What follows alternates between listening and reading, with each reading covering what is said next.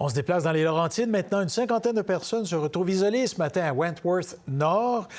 Karine, c'est un glissement de terrain. Il y a eu beaucoup de précipitations, c'est vrai, même sous forme neigeuse, là, sous forme de neige au cours des dernières heures. Alors, c'est ce qui a entraîné l'effondrement d'un ponceau. Voilà, donc effondrement d'un ponceau, ça s'est produit cette nuit vers 2 heures du matin. Vous entendez justement la machinerie derrière moi. On tente de faire une voie de contournement pour permettre aux gens de pouvoir circuler. Ça va prendre une bonne partie de la journée, nous dit-on.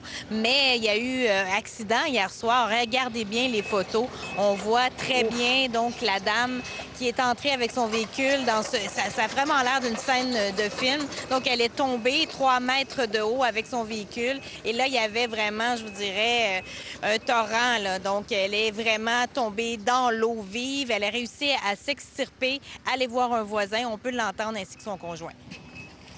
Je me suis aperçu que la dame était tombée dans un fossé ici sur la route du domaine à Wentworth. Et sa voiture était complètement tombée dans le ravin. Alors, elle était blessée et tout de suite, j'ai appelé le 911. Elle s'en venait, puis elle pensait que c'était une patch d'asphalte de réparation, une ligne noire. Puis le temps qu'elle cache un trou, elle a tombé dedans. Puis là, c'est juste du bon côté parce que la porte passager était coincée, mais le courant était du sens contraire, donc elle a pu ouvrir la porte conducteur.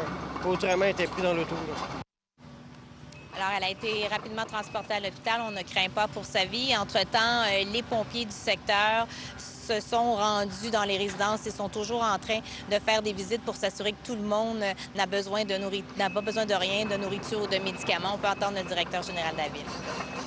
Les pompiers ont traversé ça avec nos Dargo. Nous avons des équipements spéciaux pour aller traverser dans l'eau.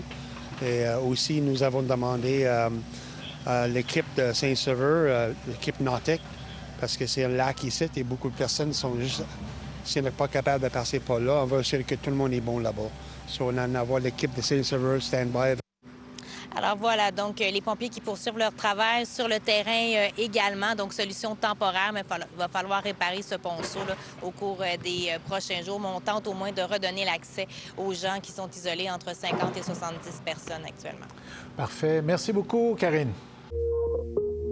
Pour voir nos émissions en entier, rendez-vous sur la chaîne ICI RDI.